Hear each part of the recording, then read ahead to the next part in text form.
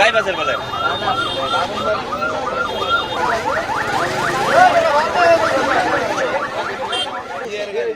আহারে জীবন, সকালটা হয়তো অন্য দিনের মতোই শুরু হয়েছিল।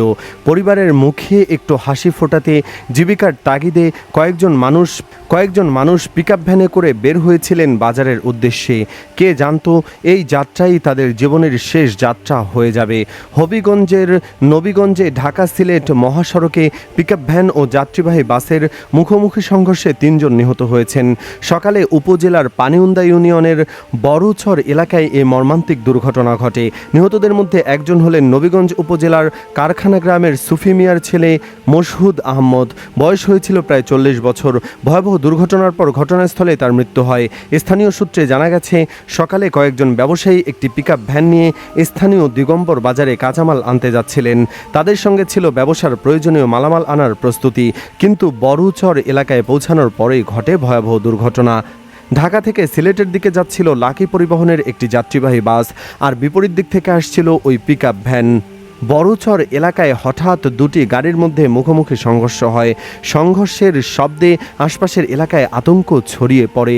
দুর্ঘটনার আঘাতে পিকআপে থাকা মশহুদ আহমদ ছিটকে মহাসড়কের উপর পড়ে যান।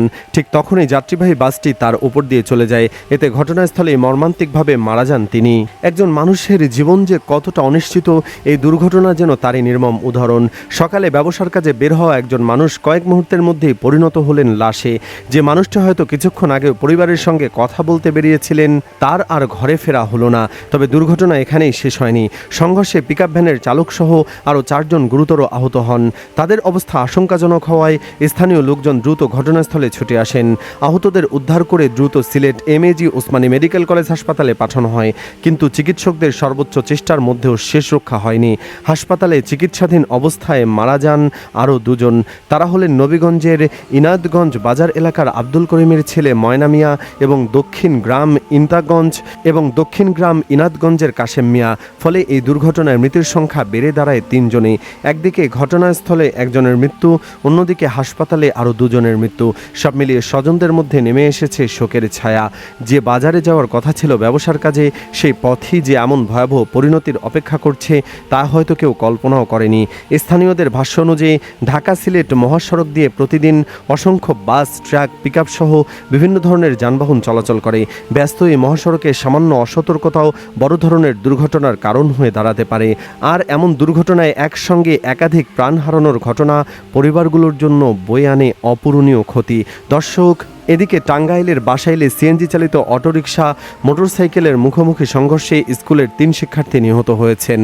দুপুরে উপজেলার কাশিল ইউনিয়নের বাংরাকালী মন্দিরের সামনে এই দুর্ঘটনা ঘটে।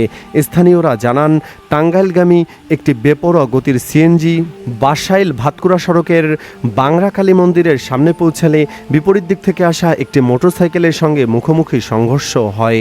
এতে মোটরসাইকেলে থাকা 3 জনের মধ্যে ঘটনাস্থলেই তাকবীর মিয়ার মৃত্যু হয়। এ ঘটনায় আহত 2 জনকে স্থানীয়রা উদ্ধার করে টাঙ্গাইল জেনারেল হাসপাতালে পাঠানো হয়। পরে চিকিৎসাধীন অবস্থায় লিমনের মৃত্যু হয়। পরে আহত সাইমনকে উন্নত চিকিৎসার জন্য ঢাকা নেওয়ার পথে তার মৃত্যু হয়।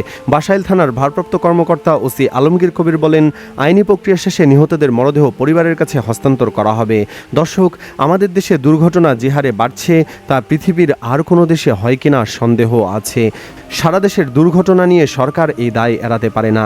ফিটনেসবিহীন গাড়ি ও অদক্ষ ড্রাইভারের জন্য দেশে বেশি অ্যাক্সিডেন্ট হচ্ছে।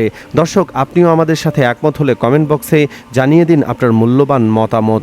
ভিডিওটি ভালো লাগলে লাইক ও শেয়ার করুন। ধন্যবাদ।